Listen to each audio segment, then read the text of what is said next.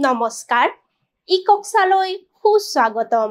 মৰমৰ ছাত্ৰ-ছাত্ৰীসকল মই অনামিকা দাস আজি মই তোমালোকৰ লগত আলোচনা কৰিবলৈ লৈছো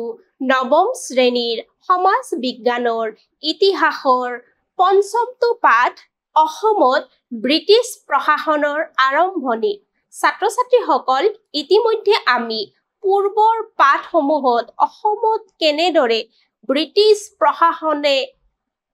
অসমৰ ৰাজনীতিত হস্তক্ষেপ কৰিছিল বা মানসকলক বিতাড়িত কৰিছিল এই সকলোবোৰ কথা আমি আলোচনা কৰিছো আজি আমি এই পাঠত আলোচনা কৰিবলৈ লৈছো অসমত কেনেদৰে ব্ৰিটিছ প্ৰশাসনে গোজালি মেলিছিল বা ব্ৰিটিছ প্ৰশাসনৰ ভেটি স্থাপন হৈছিল বিভিন্ন পৰিৱৰ্তনৰ সূচনা হৈছিল এই সকলোবোৰ দিশ আমি খৰচি মাৰি তোমালোকৰ লগত আলোচনা কৰিবলৈ লৈছো ছাত্ৰ-ছাত্ৰীসকল এই সকলোবোৰ কথা আলোচনা কৰাৰ প্ৰাৰম্ভিকতে অসমৰ পটভূমি সম্পৰ্কে আলোচনা কৰাটো যথেষ্ট প্ৰয়োজনীয় ছাত্ৰ-ছাত্ৰীসকল উত্থান পতন ইতিহাসৰ চিৰন্তন আৰু চিৰনতুন ঘটনা ছাত্ৰ-ছাত্ৰীসকল কোনো এটা ৰাজবংশৰ যদি উত্থান হৈছে তাৰ লগত পতনো নিশ্চিত থাকে কোনো এটা ৰাজবংশই স্থায়ীভাৱে ৰাজপাট সম্ভালিব নোৱাৰে অৰ্থাৎ কোনোবা এটা ৰাজবংশ যদি আহিছে কিছু বছৰ পিছত হলেও সেই ৰাজবংশটোৰ এদিন অৱসান ঘটিব যিদৰে জন্মৰ লগত মৃত্যু অনিবাৰ্য ঠিক তেনেদৰে ইতিহাসৰো উত্থান পতন হৈ থাকে বিভিন্ন সময়ত বিভিন্ন ৰজা বা ৰাজবংশৰ অধীনত আৰু আহোম প্ৰশাসনিক ব্যৱস্থাটোও এই ইতিহাসৰ চিৰন্তন সত্য বাক্যফাঁকিৰ লগত কেতিয়াও আঁতৰি যোৱা নাছিল গৌৰৱোজ্জ্বল আহোম ৰাজবংশ যিটো ৰাজবংশই প্ৰায় 600 বছৰ অসমত শাসন কৰিছিল সেই 600 বছৰীয়া গৌৰৱোজ্জ্বল আহোম ৰাজবংশৰো এদিন পতন হৈছিল ছাত্ৰ-ছাত্ৰীসকল আহোমসকলে অসমত প্ৰায় 13 শতিকাৰ পৰা 19 শতিকালৈকে আহোমসকলে কি কৰিছিল অসমত শাসনভাৰ সম্ভালিছিল এক দীঘলীয়া সময়ছোৱা তেওঁলোকে কি কৰিছিল অসমত ৰাজপাট সম্ভালিব পাৰিছিল আৰু চুকাফাই আহোম বংশ প্ৰতিষ্ঠা কৰাৰ সময়ৰে পৰা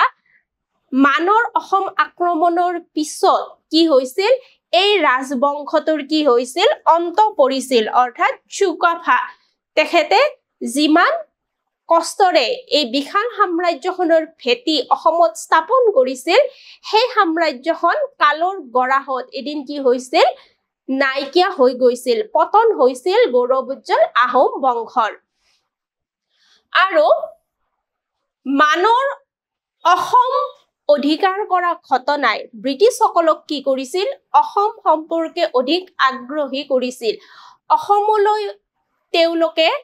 অসমত প্ৰশাসন প্ৰতিষ্ঠা কৰাৰ বাট মুকলি কৰিছিল বিভিন্ন কাৰণ ইয়াৰ লগত জড়িত হৈ পৰিছিল কাৰণ যেতিয়া মানে অসম আক্ৰমণ কৰি অসমখন তেওঁলোকে অধিকাৰ কৰিলে আৰু এই ঘটনাই কি কৰিছিল সুবুৰীয়া ব্ৰিটিছ অধিকৃত ৰাজ্যসমূহ বা অংশসমূহলৈ কি হৈছিল বিভিন্ন ক্ষেত্ৰত ভাবুকি শংকাৰ সৃষ্টি হৈছিল আৰু এই ভাবুকি শংকাসমূহ নিপাত কৰিবলৈ ব্ৰিটিছসকল অসম সম্পৰ্কে যথেষ্ট আগ্ৰহী হৈ পৰিছিল বা অসমৰ আভ্যন্তৰীণ ৰাজনীতিত প্ৰৱেশ কৰিবলৈ তেওঁলোক যথেষ্ট উচ্চাকাংক্ষী হৈ পৰিছিল আৰাকান মণিপুৰ আৰু কাছাৰৰ পিছত মানসকলে কি কৰিছিল অসমৰ গৃহ কণ্ডলৰ অজুহাত লৈ অসম ৰাজ্যখন বা অসম দেশখন সেই সময়ৰ আহোম দেশখন তেওঁলোকে কি কৰিছিল দখল কৰিছিল আৰু মানৰ সম্প্ৰসাৰণবাদী নীতিৰ ফলস্বৰূপে কি হৈছিল ইংগ বাৰ্মা যুদ্ধ সংঘটিত হৈছিল আৰু এই ইংগ বাৰ্মা যুদ্ধৰ বিষয়ে ইতিমধ্যে তোমালোকৰ সৈতে আমি আগৰ শ্ৰেণীত যথেষ্ট কথা আলোচনা কৰিছো পূৰ্বৰ অধ্যায়ত আমি এই সংক্ৰান্তত যথেষ্ট কথা আলোচনা কৰিছো আৰু ব্ৰহ্মপুত্ৰ উপত্যকা বা আহোম ৰাজ্য তথা কাছাৰ মণিপুৰ আৰু ব্ৰহ্মদেশত কি হৈছিল ইংগো বাৰ্মা যুদ্ধখন সংঘটিত হৈছিল আৰু এই সকলোবোৰ যুদ্ধত মানসকল ব্ৰিটিছৰ হাতত পৰাজয় বৰণ কৰিব লগা অৱস্থাৰ সৃষ্টি হৈছিল আৰু ইয়াণ্ডাবু নামৰ বিখ্যাত সন্ধি এখন স্বাক্ষৰিত হৈছিল মানসকল আৰু ব্ৰিটিছ ইষ্ট ইণ্ডিয়া কোম্পানীৰ লগত আৰু ইয়াণ্ডাবু সন্ধিৰ গইনা লৈয়ে কি হৈছিল অসমখন ব্ৰিটিছৰ অধীনস্থ হৈছিল আৰু মানসকল ইয়াৰ পৰা বিতাড়িত হৈছিল আৰু এই সন্ধিৰ দ্বিতীয় অনুচ্ছেদ অনুসৰি অসম কাছাৰ বা জয়ন্তীয়া ৰাজ্যৰ ওপৰত মানে ভৱিষ্যতে কোনো ধৰণৰ কি কৰিব নোৱাৰিব ৰাজনৈতিক বা অন্য কোনো হস্তক্ষেপ কৰিব নোৱাৰিব ইয়াণ্ডাবু সন্ধিৰ ফলত কি হৈছিল অসম তথা সমগ্ৰ উত্তৰ পূৰ্বাঞ্চলতে কি হৈছিল ব্ৰিটিছৰ শাসনৰ আৰম্ভণি হৈছিল অৰ্থাৎ ইয়াৰ লগে লগে কি হৈছিল ব্ৰিটিছৰ সাম্ৰাজ্যবাদী শিপা আমাৰ অসম তথা উত্তৰ পূৰ্বাঞ্চলৰ সকলোবোৰ অংশলৈকে বিয়পি পৰিছিল তদুপৰি এয়া ইতিহাসৰ এক মাইলৰ খুঁটি ৰূপে বিবেচিত হৈছে কাৰণ ইয়াৰ ফলত কি হৈছিল অসম তথা উত্তৰ পূৰ্বাঞ্চলৰ জনজীৱন সম্পূৰ্ণৰূপে সলনি হৈছিল ব্ৰিটিছ সাম্ৰাজ্যবাদী নীতিৰ গৰাহত পৰি তদুপৰি মগধৰ যুদ্ধত আহোম ৰজা চন্দ্ৰকান্ত সিংহক পৰাস্ত কৰাৰ পিছত কি কৰিছিল মানসকলে ইংৰাজ অধিকৃত উত্তৰবংগ গোৱালপাৰা সিলেট আৰু চিটাগং আক্ৰমণ কৰিছিল অৰ্থাৎ মগধৰ যুদ্ধত যেতিয়া আহোম ৰজাৰ পৰাস্ত হ'ল তাৰ লগে লগে কি কৰিছিল মানসকলে কি কৰিলে সমগ্ৰ অসমৰ বাগজৰি নিজৰ হাতলৈ নিলে আৰু কি কৰিলে ব্ৰিটিছ অধিকৃত অঞ্চলসমূহত তেওঁলোকে কি কৰিলে কিছুমান লুণ্ঠন কাৰ্য আৰম্ভ কৰিবলৈ ধৰিলে আৰু এইখিনি সময়ছোৱাতে কি হৈছিল মণিপুৰৰ উত্তৰাধিকাৰী সংঘাত হৈছিল মণিপুৰৰ সিংহাসনক লৈ পেলাই কি হৈছিল এক গৃহ যুদ্ধৰ সূত্ৰপাত হৈছিল আৰু মণিপুৰৰ ৰজা তেখেতৰ নাম আছিল জয়সিংহ আৰু এই জয়সিংহৰ পুত্ৰসকল আছিল ক্ৰমে সৌৰজিত মাৰ্জিত আৰু গম্ভীৰ সিং আৰু এই তিনিওজন পুত্ৰৰ মাজত মণিপুৰৰ সিংহাসনক লৈ কি হৈছিল বিবাদ আৰম্ভ হৈছিল আৰু 1812 চনত মানৰ সহায়ত মাৰ্জিতে কি কৰিছিল মণিপুৰৰ সিংহাসন দখল কৰিছিল আৰু ইয়াৰ ফলত অন্য ৰাজকুমাৰ দুজন সৌৰজিত আৰু গম্ভীৰ সিং কি কৰিছিল তেওঁলোক দুজনে কাছাৰলৈ পলায়ন কৰিছিল কাৰণ ৰাজপাট যিহেতু মাৰ্জিত সিং নামৰ ৰাজকুমাৰজনৰ হাতলৈ গৈছিল আৰু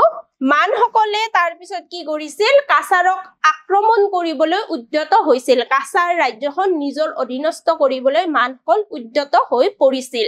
আৰু কাছাৰৰ ৰজা গোবিন্দ চন্দ্ৰই ব্ৰিটিছৰ অধীনস্থ সিলেটত উপায়ন্তৰ হৈ আশ্ৰয় লৈছিল অৰ্থাৎ কাছাৰৰ ৰজাজন ব্ৰিটিছৰ শৰণাৰ্থী হ'ব লগা হৈছিল আৰু পিছলৈ সৌৰজিতেও কি কৰিছিল সিলেটত আশ্ৰয় লৈছিল আৰু সিলেটত আশ্ৰয় লৈ সৌৰজিতেও কি কৰিলে ব্ৰিটিছৰ সহায় ভিক্ষা মাগিলে গম্ভীৰ সিঙে লেফটেনেণ্ট পেম্বাৰটনৰ সহায়ত মানসকলক বহিষ্কাৰ কৰি কি কৰিছিল মণিপুৰ ৰাজ্যখন পুনৰ উদ্ধাৰ কৰিছিল অৰ্থাৎ ব্ৰিটিছৰ সহায়ত মণিপুৰ পুনৰ দখল কৰিবলৈ তেওঁ সক্ষম হৈছিল আৰু ইয়াণ্ডাবু সন্ধিয়ে গম্ভীৰ সিঙক মণিপুৰৰ ৰজা হিচাপে স্বীকৃতি দিয়ে অৰ্থাৎ ইয়াণ্ডাবু সন্ধিৰ ফলত কি হৈছিল মান ৰজাই গম্ভীৰ সিঙক মণিপুৰৰ স্বতন্ত্ৰ ৰজা হিচাপে স্বীকাৰ কৰিবলৈ বাধ্য হৈছিল আৰু এইখিনি আছিল সেইখিনি সময়ছোৱাৰ অসম তথা চুবুৰীয়া ৰাজ্যসমূহৰ ৰাজনৈতিক পৰিস্থিতিৰ এক চমু বিৱৰণ আৰু এইখিনি সময়ছোৱাৰ পিছতে কি হৈছিল ব্ৰিটিছ ইষ্ট ইণ্ডিয়া কোম্পানীয়ে অসম ৰাজ্যখন দখল কৰিছিল আৰু কেইবাটাও কাৰণত ইষ্ট ইণ্ডিয়া কোম্পানী আৰু মানৰ মাজত কি হৈছিল সংঘাতৰ সৃষ্টি হৈছিল যিহেতু মান ৰজা পূৰ্বৰে পৰা সাম্ৰাজ্যবাদী নীতিত তেওঁ যথেষ্ট অভিলাষী আছিল তেওঁ সাম্ৰাজ্যবাদী নীতি লৈ কি কৰিব বিচাৰিছিল অসমক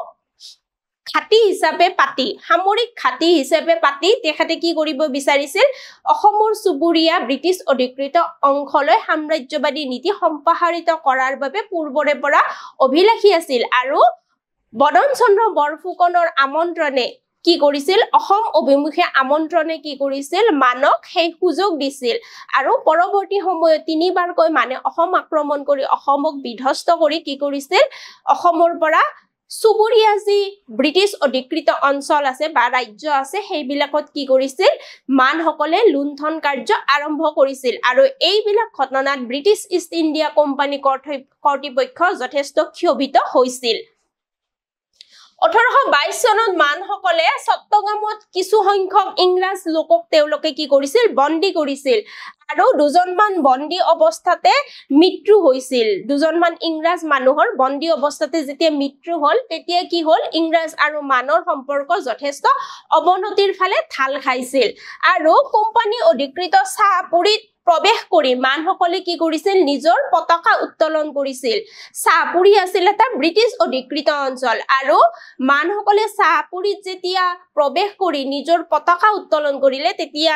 স্বাভাৱিকতে ব্ৰিটিছসকল যথেষ্ট ক্ৰোধান্বিত হৈ পৰিছিল আৰু ইংৰাজে ঢাকা আৰু গোৱালপাৰা হৈ ব্ৰহ্মপুত্ৰ উপত্যকাত প্ৰৱেশ কৰি সেই সময়ত মানে অধিকৃত ব্ৰহ্মপুত্ৰ উপত্যকাৰ মানুহখিনিক মুক্ত কৰাৰ সংকল্প গ্ৰহণ কৰিছিল কাৰণ সেইখিনি সময়ছোৱাত কি হৈছিল মানসকলে অসমত কেনেকুৱা ধৰণৰ পৰিস্থিতিৰ সৃষ্টি কৰিছিল সেই সম্পৰ্কে ব্ৰিটিছ ইষ্ট ইণ্ডিয়া কোম্পানী চৰকাৰ জ্ঞাত হৈছিল আৰু ব্ৰহ্মপুত্ৰ উপত্যকাত উপস্থিত হৈ ব্ৰিটিছে ঘোষণা কৰিছিল যে তেওঁলোকে অসম দেশ বিজয়ৰ বাবে অহা নাই বৰঞ্চ তেওঁলোক কিহৰ কাৰণে আহিছে মানসকলৰ আগ্ৰাসনৰ পৰা অসম দেশখন উদ্ধাৰ কৰি অসমত শান্তি স্থাপনৰ বাবে ব্ৰিটিছ চৰকাৰ আগ্ৰহী আৰু সেইবাবে তেওঁলোকে ত্ৰাণকৰ্তা হিচাপে অসমত পদাৰ্পণ কৰিছে গুৱাহাটীত উপস্থিত হোৱাৰ লগে লগে কৰ্ণেল ৰিচাৰ্ডছনৰ বাহিনীক আহোম আভিজাত্য শ্ৰেণীয়ে স্বাগতম জনাইছিল কাৰণ সেইখিনি সময়ছোৱাত অসমৰ অধিবাসীৰ বাবে ব্ৰিটিছসকল ত্ৰাণকৰ্তা ৰূপে আবিৰ্ভাৱ হৈছিল আৰু গুৱাহাটীৰ পৰা এক ঘোষণা পত্ৰ যোগে ব্ৰিটিছসকলে এক ঘোষণা পত্ৰ জাৰি কৰিছিল যে অসমীয়াৰ সহযোগিতা ঘোষণা পত্ৰৰ জৰিয়তে বিচাৰিছিল ব্ৰিটিছসকলক অসমীয়া লোকসকলে মানক বিতাড়িত কৰাৰ ক্ষেত্ৰত সহযোগিতা কৰিব লাগে তেওঁলোকে লগতে আশ্বাস দিছিল যে তেওঁলোকে কি কৰিব মানৰ অপশাসনৰ অন্ত পেলাবলৈ আহিছে আৰু মানৰ অপশাসন অন্ত হোৱাৰ পিছত সুস্থিৰ চৰকাৰ গঠন হোৱাৰ পিছত কি কৰিব অসম এৰি তেওঁলোক গুচি যাব এনেকুৱা ধৰণৰ কিছুমান প্ৰতিশ্ৰুতি ব্ৰিটিছ ইষ্ট ইণ্ডিয়া কোম্পানীয়ে প্ৰাৰম্ভিক অৱস্থাত অসমবাসীক দিছিল আৰু যদিও এনেকুৱা ধৰণৰ প্ৰতিশ্ৰুতি ব্ৰিটিছ ইষ্ট ইণ্ডিয়া কোম্পানীয়ে দিছিল কিন্তু পৰৱৰ্তী সময়ছোৱাত এনেকুৱা প্ৰতিশ্ৰুতি পালন কৰা দেখা নগল ইয়াৰ পথ ওলোটা হল অৰ্থাৎ বিপৰীতমুখী ৰূপ এটা ব্ৰিটিছ ইষ্ট ইণ্ডিয়া কোম্পানীয়ে ধাৰণ কৰিছিল আৰু অসমক শোষণ ভূমিলৈ ৰূপান্তৰিত কৰিছিল ব্ৰিটিছৰ আগমনৰ লগে লগে মানসকল নামনি অসমত পৰাস্ত হৈছিল যদিও মানসকল নামনি অসমত পৰাস্ত হৈছিল কিন্তু তেওঁলোকে উজনি অসমত ঘাটি এৰি দিয়া নাছিল উজনি অসমত তেওঁলোকৰ ঘাটি আছিল আৰু হাতবৰ কলিয়াবৰ ৰাঙলুগড়ত দুয়োপক্ষৰ মাজত ভীষণ যুদ্ধ সংঘটিত হৈছিল মানসকল আৰু ব্ৰিটিছ ইষ্ট ইণ্ডিয়া কোম্পানীৰ সৈন্য বাহিনীৰ লগত আৰু কোম্পানীৰ এজেণ্ট ডেভিড স্কট অসমলৈ আহি গুৱাহাটীৰ পৰা গোৱালপাৰালৈ এই সুবিশাল ভূখণ্ড ব্ৰিটিছৰ অধীনস্থ কৰিবলৈ তেওঁ সক্ষম হৈছিল আৰু কৰ্ণেল ৰিচাৰ্ডছনক কি কৰিলে নামনি অসমৰ সামৰিক শাসনভাৰ কৰ্ণেল ৰিচাৰ্ডছনৰ ওপৰত সেইখিনি সময়ত ডেভিড স্কটে অৰ্পণ কৰিছিল আৰু এনেদৰে কি হৈছিল ৰহাৰ পৰা কছাৰলৈকে বৃহৎ অঞ্চল কোম্পানীৰ নিয়ন্ত্ৰণলৈ আহিছিল অৰ্থাৎ লাহে লাহে কোম্পানীয়ে কি কৰিছিল বিভিন্ন অঞ্চলত মানসকলক উৎখাত কৰি কি কৰিছিল সেই সকলোবোৰ অঞ্চল তেওঁলোকৰ নিজৰ অধীনলৈ আনিবলৈ সক্ষম হৈছিল আৰু এনেদৰে ব্ৰিটিছে কি কৰিছিল লাহে লাহে পূৰ্বৰ যি মনোভাৱ বা পূৰ্বৰ তেওঁলোকৰ যি প্ৰতিশ্ৰুতি সেই প্ৰতিশ্ৰুতি ৰূপায়ণৰ ক্ষেত্ৰত কোনো মনোনিৱেশ নকৰি লাহে লাহে কি কৰিলে অসমত স্থায়ী শাসন ব্যৱস্থা স্থাপন কৰিবৰ বাবে তেওঁলোকে বিভিন্ন ব্যৱস্থা গ্ৰহণ কৰা দেখা গৈছিল আৰু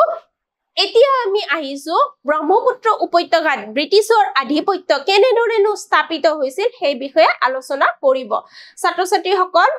যিহেতু ব্ৰিটিছসকল আগৰে পৰা অসম সম্পৰ্কে তেওঁলোক যথেষ্ট আগ্ৰহী আছিল আৰু মানৰ অসম আক্ৰমণে কি কৰিছিল ব্ৰিটিছক সেই সুবৰ্ণ সুযোগ আনি দিছিল আৰু মানৰ শাসনৰ অধীনত অসমৰ জনজীৱন সেইখিনি সময়ছোৱাত কি হৈছিল কোঙা হৈ পৰিছিল আৰু বহু অসমীয়া মানুহ দাসৰ বন্ধনত সোমাই পৰিছিল বহু অসমীয়া লোকক ব্ৰহ্মদেশলৈ দাস হিচাপে লৈ যোৱা হৈছিল আৰু ইয়াৰ ফলত মানৰ অসম আক্ৰমণ বা মানৰ অসম আক্ৰমণৰ পূৰ্বে অসমত যি দীঘলীয়া সময়ছোৱাৰ বাবে গৃহকণ্ডল হৈছিল সেই গৃহকণ্ডলৰ ফলত অসমৰ জনসংখ্যা যথেষ্ট পৰিমাণে হ্ৰাস পাইছিল অসমৰ কৃষিভূমি উচন হৈছিল আৰু বিভিন্ন বেমাৰ আজাৰে সেইখিনি সময়ছোৱাত দেখা দিছিল আৰু ইয়াৰ ফলশ্ৰুতিত কি হৈছিল অসমৰ জনসংখ্যা লাহে লাহে যথেষ্ট পৰিমাণে হ্ৰাস পাই আহিছিল গৃহযুদ্ধ আৰু বিদেশী আগ্ৰাসনে কি কৰিছিল অসমৰ অৱস্থা অধিক বেয়াৰ ফালে সম্প্ৰসাৰণ কৰাত যথেষ্ট পৰিমাণে অৰিহণা যোগাইছিল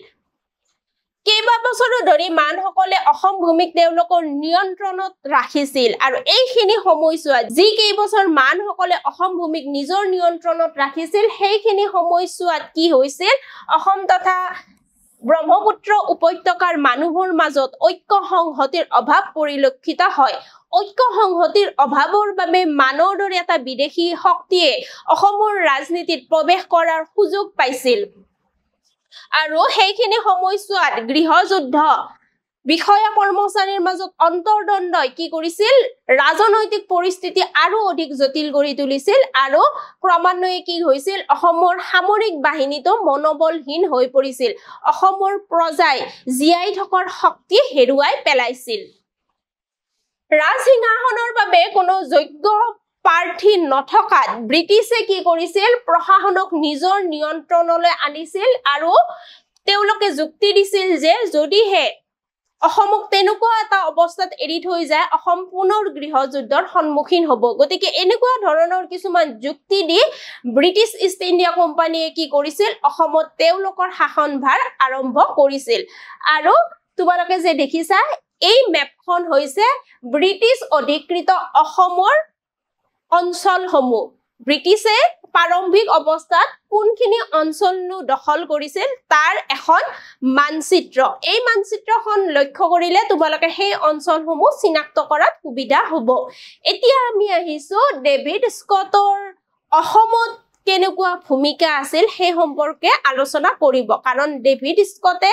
প্ৰথমে কি কৰিছিল অসমত প্ৰশাসনিক দায়িত্বভাৰ গ্ৰহণ কৰিছিল কোম্পানী চৰকাৰৰ প্ৰতিনিধি ৰূপে 1820 চনৰ নৱেম্বৰ মাহত ডেভিড স্কটক ব্ৰহ্মপুত্ৰ উপত্যকাৰ দায়িত্বভাৰ অৰ্পণ কৰিছিল ব্ৰিটিছ ইষ্ট ইণ্ডিয়া কোম্পানী চৰকাৰে আৰু তেওঁ গভৰ্ণৰ জেনেৰেলৰ প্ৰতিনিধি হিচাপে কাৰ্যনিৰ্বাহ কৰিছিল অসমত আৰু তেখেতে গভৰ্ণৰ জেনেৰেলৰ এজেণ্ট হিচাপে কাৰ্যভাৰ গ্ৰহণ কৰা সময়ছোৱাত তেখেতে অসমৰ প্ৰশাসনিক ক্ষেত্ৰৰ বিভিন্ন দিশত সংস্কাৰ সাধনৰ ক্ষেত্ৰত মনোনিৱেশ কৰিছিল ডেভিড স্কট আছিল এজন দক্ষ দূৰদৰ্শীপূৰ্ণ ব্ৰিটিছ প্ৰশাসক আৰু অসমত ইষ্ট ইণ্ডিয়া কোম্পানীৰ আগমন তেওঁলোকৰ কাৰ্যবলীৰ সম্প্ৰসাৰণ তথা প্ৰশাসনিক ব্যৱস্থা স্থাপনৰ বাবে ডেভিড স্কটৰ যথেষ্ট উল্লেখযোগ্য বৰঙণি আছে ডেভিড স্কটৰ যথেষ্ট কৃতিত্ব আছে ডেভিড স্কট গোৰখপুৰত এজন পঞ্জীয়ক হিচাপে কৰ্মজীৱনৰ পাতনি মেলিছিল আৰু পিছলৈ বংগৰ বিভিন্ন জিলাত তেখেতে ন্যায়াধীশ তথা উপায়ুক্ত হিচাপেও বংগৰ বিভিন্ন জিলাত কাৰ্যনিৰ্বাহ কৰিছিল আৰু তেখেতে গোৱালপাৰা আৰু গাৰো পাহাৰৰ অসামৰিক কমিশনাৰ ৰূপেও কাৰ্যনিৰ্বাহ কৰিছিল তদুপৰি সিলেট জিলাৰ ন্যায়াধীশ হিচাপেও ডেভিড স্কট কাৰ্যনিৰ্বাহ কৰিছিল অসমলৈ অহাৰ পূৰ্বৰ সময়ছোৱাত আৰু ডেভিড স্কটে প্ৰশাসনিক সুবিধাৰ্থে তেখেতে কি কৰিছিল অসমক উজনি অসম আৰু নামনি অসম এই দুই ভাগত বিভক্ত কৰিছিল অৰ্থাৎ অসমখনক দুটা ভাগত বিভক্ত কৰিছিল ইয়াৰ মূল উদ্দেশ্য আছিল প্ৰশাসনীয় সংস্কাৰ সাধন ৰংপুৰ উজনি অসমৰ মুখ্য কাৰ্যালয় হৈ পৰিছিল আৰু নামনি অসমৰ মুখ্য কাৰ্যালয় হৈ পৰিছিল গুৱাহাটী অঞ্চল অৰ্থাৎ উজনি অসমৰ মুখ্য কাৰ্যালয় বেলেগ আছিল আৰু নামনি অসমৰ মুখ্য কাৰ্যালয় বেলেগ আছিল তদুপৰি ডেভিড স্কটৰ প্ৰশাসনিক কাৰ্যৰ বাবে তেখেতৰ প্ৰশাসনিক কাম-কাজসমূহ দক্ষভাৱে চলোৱাৰ বাবে প্ৰশাসনিক ক্ষেত্ৰত যথেষ্ট কৰ্মচাৰীৰ প্ৰয়োজন হৈছিল আৰু উজনি অসমৰ জিলাসমূহৰ প্ৰশাসনৰ সহায়কাৰী হিচাপে নিউভিল নামৰ এজন ব্ৰিটিছ প্ৰশাসনিক বিষয়াক নিযুক্ত কৰা হৈছিল আৰু নিউভিলে কি কৰিছিল ডেভিড স্কটক বিভিন্ন ক্ষেত্ৰত প্ৰশাসনিক কাম-কাজত তেখেতে সহায় কৰিছিল তদুপৰি কেপ্টেইন আডাম হোৱাইটক নামনি অসমৰ সহায়ক হিচাপে নিযুক্তি দিয়া হৈছিল স্কটৰ সহায়ক হিচাপে তেখেতক নামনি অসমত নিযুক্তি দিয়া হৈছিল কোম্পানী চৰকাৰৰ দ্বাৰা আৰু ডেভিড স্কটে সেইখিনি সময়ছোৱাত বুজি উঠিছিল যে যদিহে অসমত পুৰণি ব্যৱস্থাসমূহ ৰদ কৰি হঠাতে নতুন প্ৰশাসনিক ব্যৱস্থাসমূহ সংযোজন কৰা যায় তেতিয়া হলে কি হ'ব ৰাজ্যখনত এটা বিৰূপ প্ৰতিক্ৰিয়াৰ সৃষ্টি হ'ব আৰু সেইবাবে তেওঁ কি কৰিছিল আহোম যিখিনি অভিজাত শ্ৰেণী বা আহোম বিষয়া কৰ্মচাৰী আছিল সেই আহোম বিষয়া কৰ্মচাৰী সকলক তেখেতে কিছুমান প্ৰশাসনিক দায়িত্বভাৰ দিয়াৰ পক্ষত আছিল বা প্ৰশাসনিক ক্ষেত্ৰত নিযুক্ত কৰিছিল কিন্তু কথাটো হৈছে আহোম বিষয়াসকলে ব্ৰিটিছৰ অধীনত চাকৰি কৰাৰ ক্ষেত্ৰত তেওঁলোক কেতিয়াও পক্ষপাতী নাছিল অৰ্থাৎ আহোম অভিজাত শ্ৰেণীৰ ব্ৰিটিছৰ অধীনত কাম কৰাৰ ক্ষেত্ৰত কোনো আগ্ৰহী নাছিল আৰু ইয়াৰ ফলত ডেভিড স্কটে বংগদেশৰ পৰা কৰ্মচাৰী আনি অসমৰ প্ৰশাসনিক কাম-কাজ চলাব লগা হৈছিল তদুপৰি ইয়াতে এটা যথেষ্ট গুৰুত্বপূৰ্ণ কথা আমি উল্লেখ কৰিব লাগিব যে সেইখিনি সময়ছোৱাত অসমীয়া মানুহখিনি ইমান শিক্ষিত নাছিল বা ইংৰাজী শিক্ষাৰে শিক্ষিত নাছিল আৰু সেইবাবেও ডেভিড স্কটে কি কৰিব লগা হৈছিল বংগদেশৰ পৰা শিক্ষিত মানুহখিনি আনি অসমৰ প্ৰশাসনিক দায়িত্বভাৰ দিব লগা অৱস্থা এটাৰ সৃষ্টি হৈছিল এতিয়া আমি আলোচনা কৰিবলৈ লৈছো সামৰিক ব্যৱস্থাৰ কেনেকুৱা ধৰণৰ পৰিৱৰ্তন সাধন হৈছিল ডেভিড স্কটৰ সময়ছোৱাত সামৰিক ক্ষেত্ৰত নতুন নতুন বিষয় সংযোজন কৰা হৈছিল ডেভিড স্কটৰ সময়ছোৱাত 1826 চনত কোম্পানী চৰকাৰে স্থায়ী ব্ৰিটিছ সৈন্য প্ৰত্যাহাৰ কৰাৰ পিছত আসাম লাইট ইনফেন্ট্ৰি গঠন কৰা হৈছিল এইটো এটা আছিল সামৰিক বাহিনী আৰু এই সামৰিক বাহিনীত অন্তৰ্ভুক্ত লোকসকল আছিল ক্ৰমে হিন্দুস্তানী গোৰ্খা মণিপুৰ আৰু কিছু সংখ্যক স্থানীয় লোক এই মানুহখিনিক লগ লগাই এটা সামৰিক বাহিনী ডেভিড স্কটৰ দিনত নতুন ৰূপত সংযোজন কৰা হৈছিল ইয়াৰে এটা ভাগ বিশ্বনাথত আৰু আনটো ভাগ শদিয়াত নিয়োজিত আছিল এই ইনফেন্ট্ৰি যেটো সামৰিক বাহিনী গঠন কৰা হৈছিল সেই সামৰিক বাহিনীটো দুটা অঞ্চলত অসমৰ ৰখাৰ ব্যৱস্থা কৰা হৈছিল সেইখিনি সময়ছোৱাত তদুপৰি ডেভিড স্কটৰ সময়ছোৱাত অকল যে সামৰিক ক্ষেত্ৰতে পৰিৱৰ্তন আহিছিল এইটো নহয় ৰাজহ ক্ষেত্ৰতো ডেভিড স্কটৰ সময়ছোৱাত উল্লেখযোগ্য কিছুমান পৰিৱৰ্তন সাধন হৈছিল ইংলেণ্ড যিহেতু এখন শিল্প উদ্যোগী দেশ আছিল গতিকে ইংলেণ্ডৰ শিল্প উদ্যোগসমূহত বিনিয়োগ কৰিবলৈ মূলধনৰ প্ৰয়োজন আছিল আৰু ব্ৰিটিছসকলে সেই মূলধনৰ যোগাৰ কৰিছিল ভাৰতবৰ্ষত সংগ্ৰহিত ৰাজহৰ ওপৰত অৰ্থাৎ ভাৰতবৰ্ষৰ ৰাজহেৰে ব্ৰিটিছে তেওঁলোকৰ ৰাজকোষ বৃদ্ধি কৰিব বিচাৰিছিল আৰু অসমো ব্যতিক্ৰম হোৱা নাছিল অসমতো বিভিন্ন ধৰণৰ ৰাজহ ব্যৱস্থাৰ পৰিৱৰ্তন সূচনা কৰি ব্ৰিটিছ ইষ্ট ইণ্ডিয়া কোম্পানীয়ে তেওঁলোকৰ ৰাজভঁৰাল টনকিয়াল কৰিব বিচাৰিছিল আৰু ব্ৰিটিছে কি কৰিব বিচাৰিছিল সদায় ঔপনিৱেশিক স্বাৰ্থক সদায় অগ্ৰাধিকাৰ দিছিল কেতিয়াও প্ৰজাৰ স্বাৰ্থক অগ্ৰাধিকাৰ দিয়া সেইখিনি সময়ত নাছিল আৰু পুঁজি সঞ্চয়ৰ বাবে কি কৰিছিল তেওঁলোকে ভাৰতবৰ্ষত যিদৰে বিভিন্ন ধৰণৰ কৰ আৰোপ কৰিছে ইতিমধ্যে ঠিক তেনেদৰে অসমতো কি কৰিছিল নতুন নতুন কৰ ব্যৱস্থাৰ সংযোজন কৰা হৈছিল প্ৰথমতে ব্ৰহ্মপুত্ৰ উপত্যকাৰ ভৱিষ্যত সম্পৰ্কে কোনো সুদীৰ্ঘ সিদ্ধান্ত নোলোৱালৈকে ব্ৰিটিছ চৰকাৰে ৰাজহ ব্যৱস্থাত কোনো ধৰণৰ আমূল পৰিৱৰ্তনৰ চিন্তা কৰা নাছিল ব্ৰিটিছ ইষ্ট ইণ্ডিয়া কোম্পানীয়ে প্ৰাৰম্ভিক অৱস্থাত কিন্তু পৰৱৰ্তী সময়ত ব্ৰিটিছ ইষ্ট ইণ্ডিয়া কোম্পানীয়ে কি কৰিলে উজনি অসমত পাইক ব্যৱস্থা বিলুপ্ত কৰিছিল আৰু পাইক ব্যৱস্থা বিলুপ্ত কৰি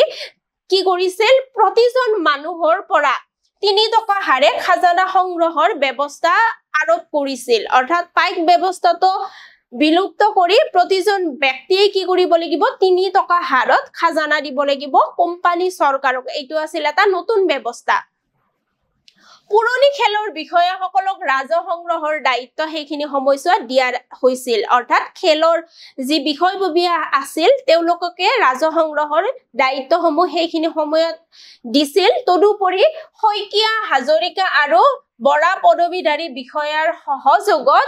জনাৰ্দন বৰবৰুৱাক ৰাজহ সংগ্ৰহৰ দায়িত্ব দিয়া হৈছিল আৰু আহোম প্ৰশাসনত যি শইকীয়া হাজৰিকা আদি প্ৰশাসনীয় লোকসকল আছিল তেওঁলোকক এই ৰাজহ সংগ্ৰহত সহায়কাৰী হিচাপে সেইখিনি সময়ছোৱাত নিযুক্তি দিছিল ডেভিড স্কটে পিছলৈ খেলৰ বিষয়াসকলক স্থানৰ ওপৰত ভিত্তি কৰি ৰাজহ সংগ্ৰহৰ ব্যৱস্থা আৰোপ কৰিছিল অৰ্থাৎ তেওঁলোকৰ স্থানৰ ওপৰত ভিত্তি কৰি কিছুমান দায়িত্ব দিয়া হৈছিল তদুপৰি জিলাসমূহক কি কৰা হৈছিল সেইখিনি সময়ছোৱাত কেইবাখনো মৌজাত বিভক্ত কৰা হৈছিল আৰু মৌজাসমূহৰ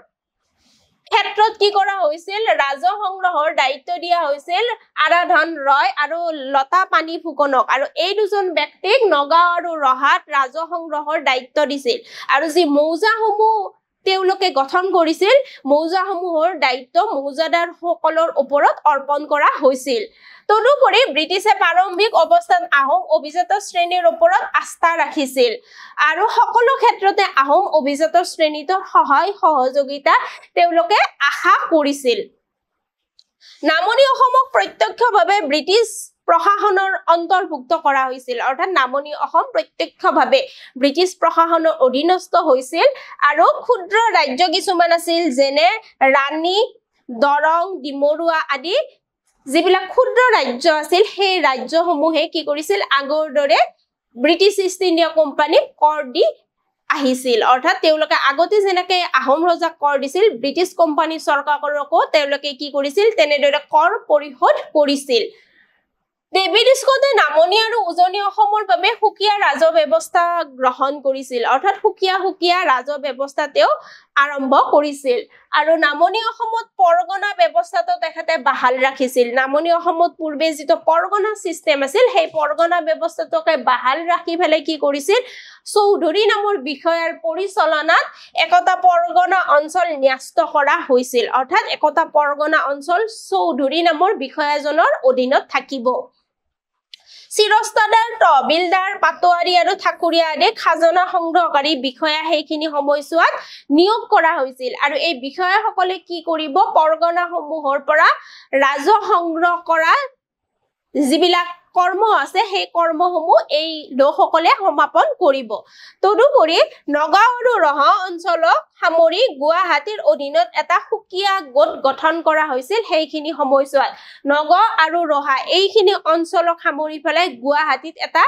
বিশেষ গোট সেইখিনি সময়ছোৱাত ডেভিড স্কটৰ নেতৃত্বত গঠিত হৈছিল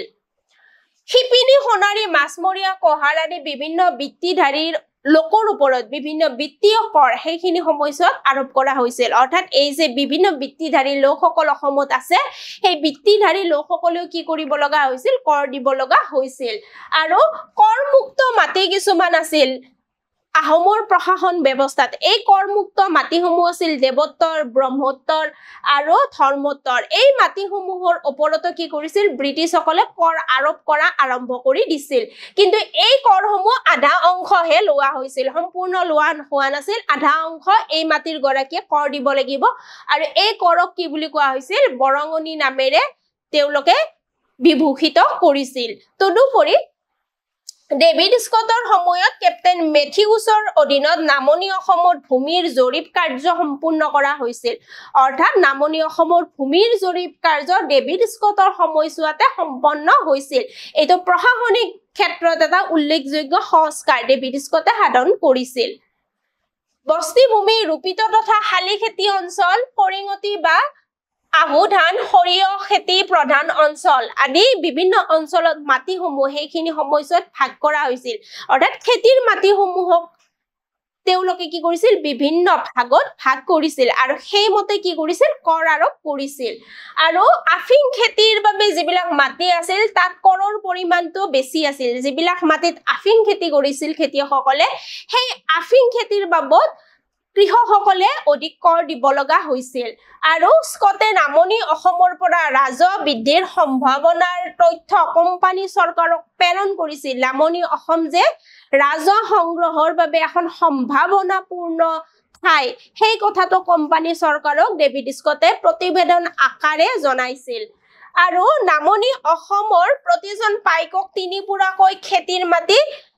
প্ৰদান কৰা হৈছিল আৰু এই 3 পুৰা খেতি মাটিৰ বাবদ 2 টকাকৈ খাজানা সংগ্ৰহ কৰা হৈছিল খেতিয়কসকলৰ পৰা আৰু এনেদৰে কি হৈছিল ডেভিড স্কটে কি কৰিছিল ৰাজহৰ ক্ষেত্ৰত বিভিন্ন পৰিৱৰ্তন সাধন কৰিছিল আৰু পাইকে প্ৰাপ্ত মাটি গা মাটি বুলি কোৱা হৈছিল আৰু ইয়াৰ বিনিময়ত যি খাজানা পৰিশোধ কৰিব লাগিছিল পাইকসকলে তাক গা ধন বুলি কোৱা হৈছিল অৰ্থাৎ পাইকে পোৱা মাটিৰ এটা বিশেষ নাম ব্ৰিটিছ সকলে দিছিলে আৰু তাৰ বিনিময়ত যি ৰাজহ দিব লগা হৈছিল সেই ৰাজহক গা ধন বুলি কোৱা হৈছিল সেই সময়ছোৱাত তদুপৰি প্ৰত্যেকজন মানুহে জনমুৰি কৰ দিব লগা হৈছিল মানুহে প্ৰতি কৰ দিব লগা হৈছিল সেইখিনি সময়ছোৱাত তদুপৰি এই কৰ কামৰূপত পাইক কৰ হিচাপে জনা গৈছিল আৰু দৰঙত জুহাল কৰ বা সৰু কৰ এইদৰে বিভিন্ন নামেৰে জনা গৈছিল এতিয়া আমি আলোচনা কৰিবলৈ লৈছো বিচাৰ ব্যৱস্থাৰ সংস্কাৰ সাধন ডেভিড স্কটৰ সময়ছোৱাত বিচাৰ বিভাগতো যথেষ্ট উল্লেখনীয় পৰিৱৰ্তন সাধন কৰা হৈছিল আৰু ডেভিড স্কটে কি কৰিছিল যিহেতু ব্ৰহ্মপুত্ৰ উপত্যকাৰ তেওঁ প্ৰশাসনিক দায়িত্বত আছিল গতিকে তেখেতে কি কৰিছিল ব্ৰহ্মপুত্ৰ উপত্যকাত স্থানীয় সাধাৰণ দেৱানী আৰু ফৌজদাৰী বিবাদ সম্ভালিবৰ বাবে স্থানীয় লোকৰ সৈতে তেখেতে কি কৰিছিল পঞ্চায়ত গঠনৰ ব্যৱস্থা কৰিছিল আৰু এই পঞ্চায়তৰ দ্বাৰা কিছুমান বিচাৰ কাৰ্য সমাধান কৰাৰ ব্যৱস্থা সেইখিনি সময়ত ডেভিড স্কটে লৈছিল আৰু গুৰুতৰ অপৰাধসমূহ কমিশনাৰৰ সহকাৰী বিষয়াসকলে কি কৰিব পঞ্চায়তৰ সহায়ত বিচাৰ কৰিব যিবিলাক গুৰুতৰ অপৰাধ আছে সেইবিলাকৰ ক্ষেত্ৰত কি কৰিব কমিশনৰ সহকাৰী সহায়কসকলে পঞ্চায়তৰ লগ লাগি বিচাৰ ব্যৱস্থা সম্পন্ন কৰিব পঞ্চায়তৰ বিচাৰত যদি কোনো মানুহ সন্তুষ্ট নহয় এই অসন্তুষ্ট ব্যক্তিসকলে কি কৰিব পাৰিব কমিশনাৰৰ বিষয়াসকলৰ ওপৰত আপিল কৰিব পাৰিছিল যদি কোনো মানুহ পঞ্চায়তৰ বিচাৰত সন্তুষ্ট হোৱা নাই তেতিয়া হলে কমিশনাৰ বিষয়াসকলৰ ওচৰত আপিল কৰিব পাৰিব নতুন বিচাৰ ব্যৱস্থাৰ বাবে আৰু ইয়াতো যদি অসন্তুষ্ট হয় তেওঁলোকে প্ৰত্যক্ষভাৱে কমিশনাৰক আপিল কৰিব পাৰিব আৰু কমিশনাৰে সেই আপিল শুনি কি কৰিব পাৰিছিল ৰায়দান কৰিব পাৰিছিল অৰ্থাৎ ন্যায় ব্যৱস্থাটো বিভিন্ন ক্ষেত্ৰতে সংগঠিত কৰিছিল পঞ্চায়ত সিস্টেমটো আনিছিল পঞ্চায়তত যদি কোনোবাই অসন্তুষ্ট হয় তেনেহলে তেওঁলোকে বিভিন্ন স্তৰ অনুসৰি তেওঁলোকে ন্যায়ৰ বাবে আপিল কৰিব পাৰিছিল লম্বদাৰ বৰফুকনে উজনি অসমৰ দেৱানী গোচৰ তেখেতে সম্ভালিছিল বা তেখেতে দেৱানী গোচৰসমূহ চোৱা চিতা কৰিছিল আৰু ফৌজদাৰী গোচৰসমূহ সম্ভালিছিল ব্ৰিটিছ বিষয়াই ফৌজদাৰী গোচৰসমূহ চোৱা চিতা কৰাৰ দায়িত্ব লাভ কৰিছিল তদুপৰি নামনি অসমত দুখন দেৱানী আদালত আৰু এখন ফৌজদাৰী আদালত সেইখিনি সময়ছোৱাত গঠন কৰা হৈছিল ন্যায় ব্যৱস্থা ক্ষীপ্ৰ কৰিবৰ বাবে তদুপৰি স্কটে আৰক্ষী ব্যৱস্থাৰো যথেষ্ট সংস্কাৰ সাধন কৰিছিল আৰক্ষী ব্যৱস্থাৰ সংস্কাৰ সাধন কৰি ডেভিড স্কটে ইতিহাসত যথেষ্ট গুৰুত্বপূৰ্ণ স্থান লাভ কৰিছে প্ৰশাসনীয় ক্ষেত্ৰত আৰু স্কটৰ শাসনকালত মোৱাবৰীয়া সিংফো খামতিসকলৰ লগত সদ্ভাৱ স্থাপনৰ ব্যৱস্থা গ্ৰহণ কৰা হৈছিল আৰু এই সকল লোকৰ মাজত ব্ৰিটিছ ইষ্ট ইণ্ডিয়া কোম্পানী চৰকাৰৰ সদ্ভাৱ স্থাপিত হৈছিল তদুপৰি স্কটে এই সকলোবোৰ কাম ব্যক্তিগতভাৱে নিজে চোৱা চিতা কৰিছিল আৰু অত্যধিক পৰিশ্ৰমৰ বাবে তেখেতৰ স্বাস্থ্যৰ এসময়ত অৱনতি ঘটিছিল আৰু ইয়াৰ ফলত তেখেতৰ মৃত্যু হৈছিল অসমৰ ইতিহাসত এজন দক্ষ প্ৰশাসনিক বিষয়া হিচাপে ব্ৰিটিছ ইষ্ট ইণ্ডিয়া কোম্পানী চৰকাৰৰ এজন দক্ষ বিষয়া হিচাপে ডেভিড স্কটৰ নাম অসমৰ ইতিহাসত সদায় জিলিকি থাকিব এইখিনি আছিল ডেভিড স্কটৰ প্ৰশাসনীয় সংস্কাৰ বা অসমত কেনেদৰে ব্ৰিটিছ ইষ্ট ইণ্ডিয়া কোম্পানী চৰকাৰে প্ৰশাসনিক কাম-কাজ আৰম্ভ কৰিছিল তাৰ সবিশেষ বিৱৰণ ছাত্ৰ ছাত্ৰীসকল এতিয়া আমি মূল্যায়নলৈকে আহিছো ডেভিড স্কট কোন আছিল মূল্যায়নৰ প্ৰথম প্ৰশ্নটো হৈছে ডেভিড স্কট কোন আছিল ডেভিড স্কট আছিল ব্ৰিটিছ ইষ্ট ইণ্ডিয়া কোম্পানী চৰকাৰৰ এজন বিষয়া যিজন বিষয়া প্ৰথমে অসমলৈ প্ৰশাসক হিচাপে আহিছিল প্ৰথম ব্ৰিটিছ প্ৰশাসক হিচাপে অসমলৈ আহিছিল আৰু তেখেত ইষ্ট ইণ্ডিয়া কোম্পানী চৰকাৰৰ গভৰ্ণৰ জেনেৰেলৰ এজেণ্ট ৰূপে অসমত কাৰ্যনিৰ্বাহ কৰিছিল এতিয়া আমি দ্বিতীয় প্ৰশ্নটোলৈ আহিছো জন্মুৰি কৰক কামৰূপত দেশ কৰ বুলি কোৱা হৈছিল আমি এইটো খালি ঠাই পূৰণ কৰিব লাগিব জন্মুৰি কৰক কামৰূপত কোৱা হৈছিল